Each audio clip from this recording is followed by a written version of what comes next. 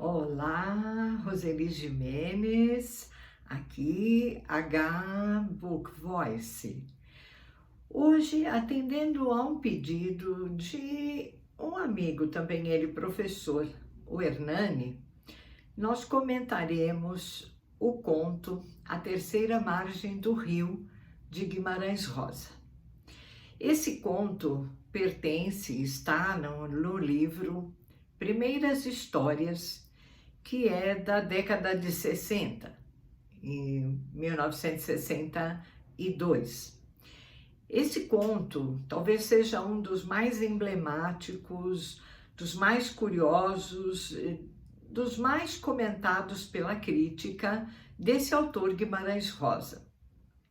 Guimarães Rosa viveu um período no século XX, de 1908 a 1967.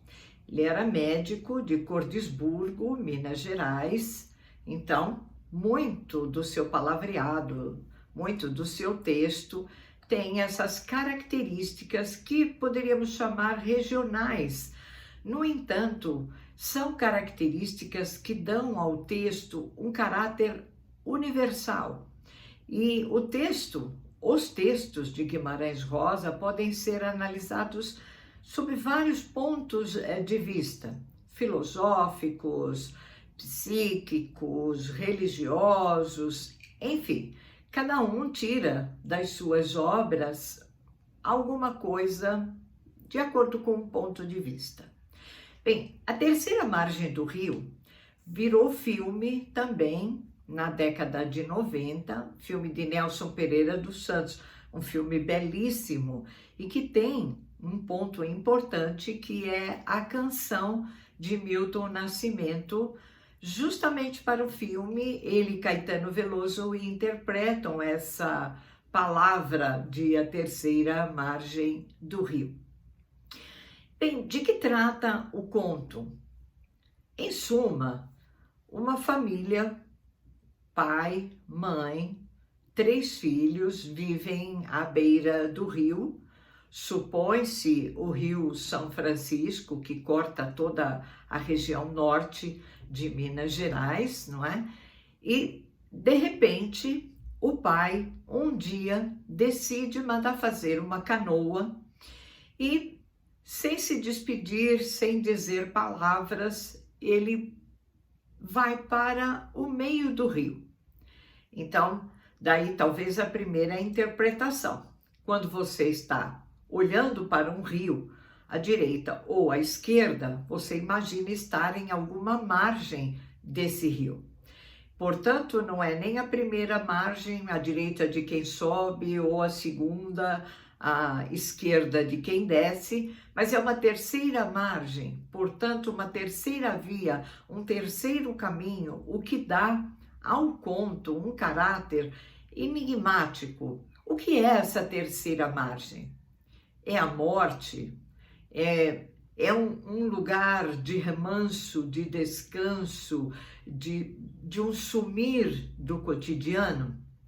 O fato é que, no conto, os personagens não têm nome, não é? Então, ele é narrado pelo filho mais velho, o menino que diz sempre nosso pai, nossa mãe, o irmão, a irmã. Então, as pessoas são destituídas de nomes. Isto também é emblemático, porque são aquelas pessoas e poderiam ser quaisquer outras pessoas.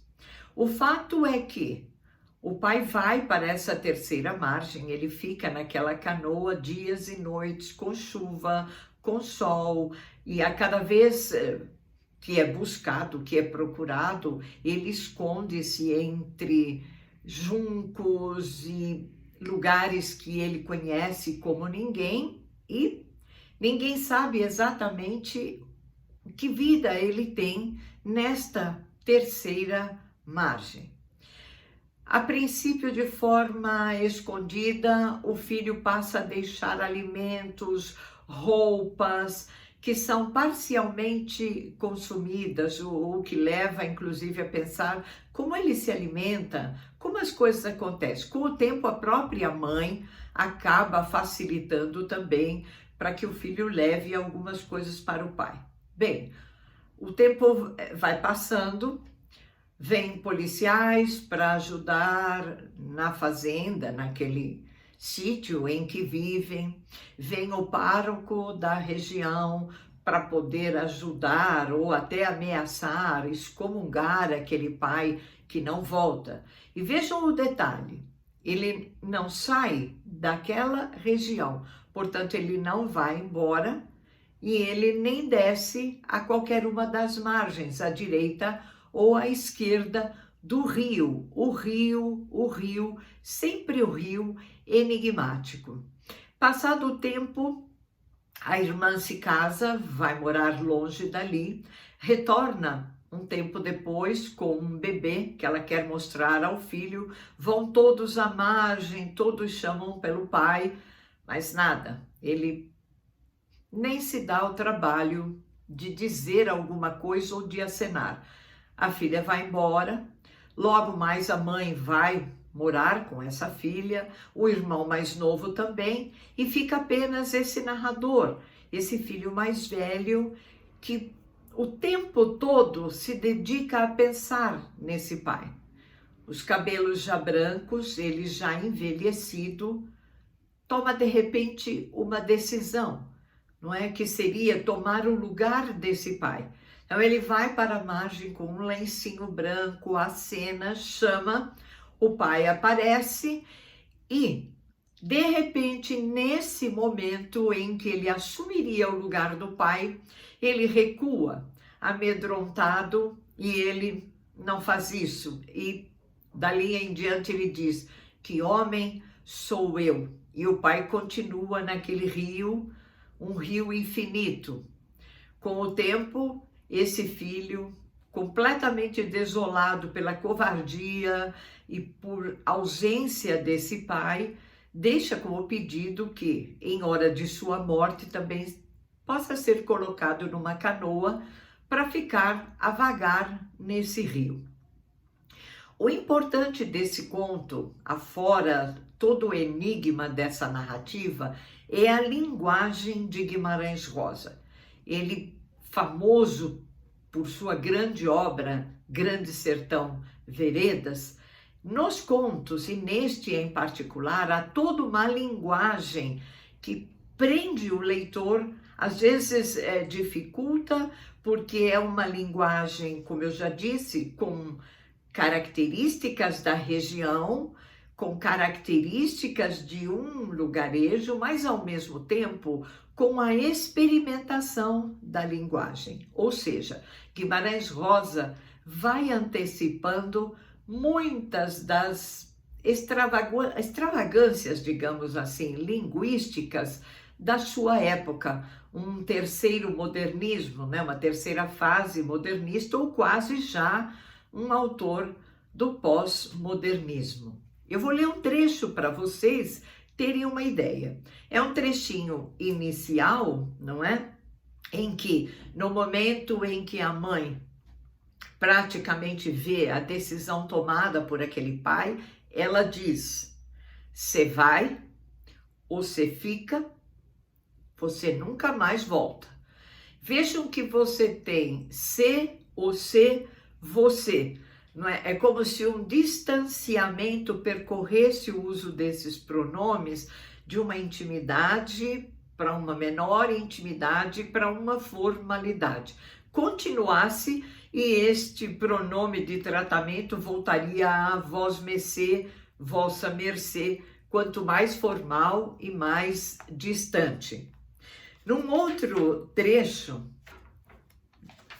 que já é, não é, o trecho final, diz o filho, que é o narrador: sofri o grave frio dos medos, adoeci, sei que ninguém soube mais dele.